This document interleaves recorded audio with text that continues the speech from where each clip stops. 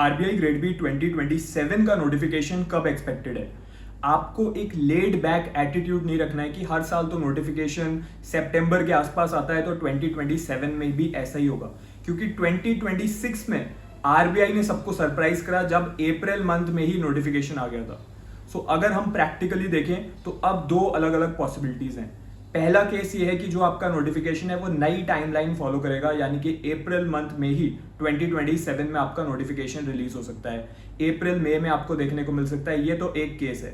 Second जो possibility है वो ये है कि जो आपका नोटिफिकेशन है वो अगस्त सितंबर में रिलीज होगा, यानी कि जो प्रीवियस टाइमलाइन रही है, अगर हम 2026 को कंसिडर ना करें एंड प्रीवियस 5 ईयर्स को देखें तो टाइमलाइन यही है कि सितंबर के आसपास आपका नोटिफिकेशन रिलीज होता है। So you have to be prepared for both the kind of possibilities. तो दोनों ही केसेस में आपको अपनी प्रिपरेशन अभी से शुरू करनी पड़ेगी एंड ये टारगेट रख के करनी पड़ेगी कि मार्च मंथ तक मेरा सिलेबस कवर हो जाना चाहिए 2027 में।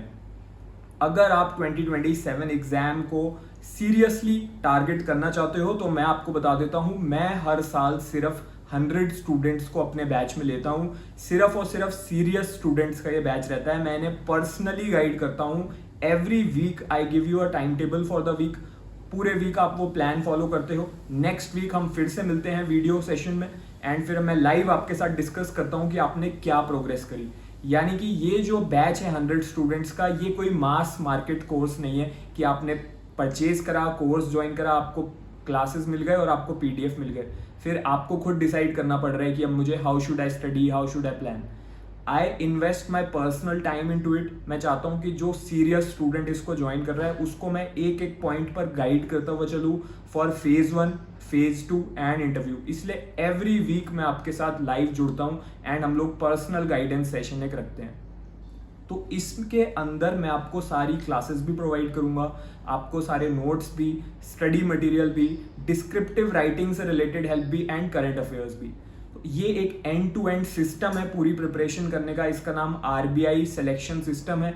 ऑलरेडी जो सीरियस स्टूडेंट्स हैं वो इसको ज्वाइन भी कर चुके हैं, ठीक है। तो इसके अंदर, इसके बाहर से आपको कुछ भी अदर थिंग्स फॉलो करने की एज सच रिक्वायरमेंट नहीं है। हाँ, आप चाहो तो अपना न्यूज़पेपर रीडिंग कंटिन्यू रख सकते हो। उससे क्या होता है, आपको थोड़ा ना जनरल अवेयरनेस और ज़्यादा बिल्ड होती है।